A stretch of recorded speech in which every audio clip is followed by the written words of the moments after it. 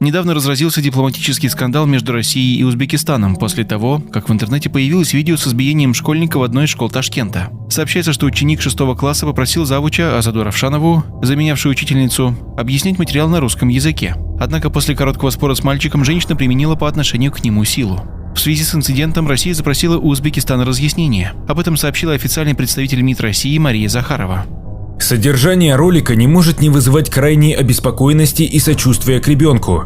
Мы запросили официальных разъяснений у узбекистанской стороны. В дружественных отношениях стратегического партнерства и союзничества двух государств нет и не может быть места какой-либо неприязни. Тем более на языковой почве.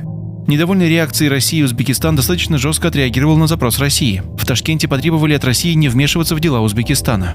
Права ребенка нарушаются в школе Республики Узбекистан в отношении ребенка, гражданина Узбекистана, и меры принимаются на основании законов, принятых от имени народа Узбекистана. Было бы правильным, если бы они занимались полностью своими внутренними делами, а не заботились о наших внутренних делах. В пресс-службе МИД Узбекистана подчеркнули, что вопросы, связанные с регулированием сферы государственного языка, являются исключительной прерогативой внутренней политики государства и не приемлют вмешательства.